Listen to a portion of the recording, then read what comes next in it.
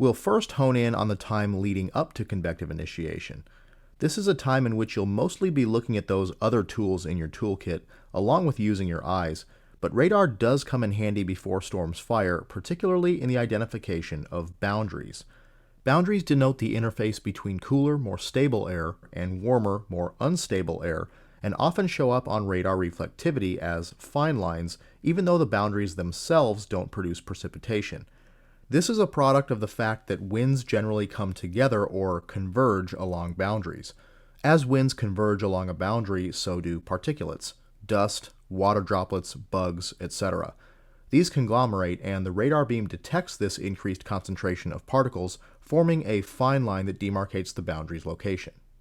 As you may know, surface boundaries often become a focus for convective initiation, and tornado chances can increase in supercells that track along boundaries, so identifying them is a critical part of the forecasting and nowcasting process. Surface observations and satellite imagery may often be more reliable tools to use to locate boundaries, but radar can still be helpful as well, especially in diagnosing the motion and intricate structure of the boundaries themselves. When you're forecasting or selecting a target for a particular chase day, it's good practice to take a look at the radar going back to the evening prior to the event in question.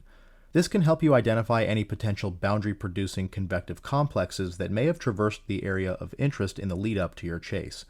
These complexes can emit ample rain-cooled air or outflow, which often leaves behind an outflow boundary or boundaries in its wake. To do this, a radar mosaic, such as the one from the College of DuPage website, can be helpful, as it gives a broad-scale view of the data from all the radars in an area, not just one radar, in a single image or loop. In this example from May 24, 2008, an expansive convective complex developed on the evening of the 23rd and persisted through the morning of the 24th.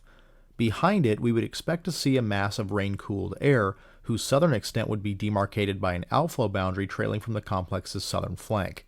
The Chaser Academy is the best deal in storm chasing. Click the join button below this video and find out why. The outflow boundary itself was somewhat unclear on mosaic radar, but surface observations confirmed its existence, and sure enough, a tornadic supercell developed along it that afternoon.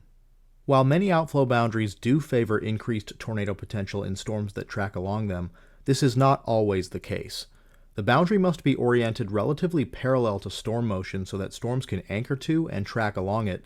Otherwise, storms may quickly cross the boundary into cooler, more stable air, which is unfavorable for tornadoes. The movement of the outflow boundary must be assessed as well. Slow-moving or stationary boundaries are most favorable for tornadic supercells, as they give storms a better chance to track along them without getting undercut by cool, stable air. Boundaries that move quickly or surge are still able to initiate storms, but they quickly move to the cool side of the boundary, becoming elevated above the cooler, more stable air, and losing access to warm, moist inflow that exists on the warm side of the boundary.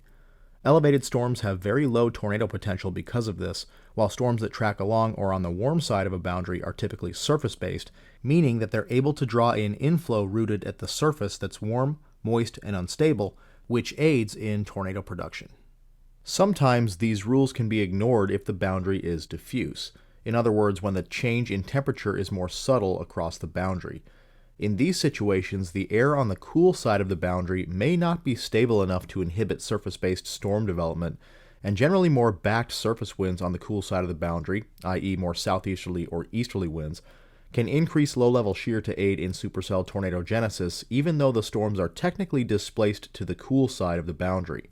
This happens somewhat frequently in higher terrain areas like Colorado or the Caprock of West Texas. A look at surface observations can provide confirmation of how strong the temperature gradient is across a boundary. Another type of boundary that's similar to an outflow boundary is a sea or lake breeze boundary. Remember to check out those links in the description below, and then watch another video.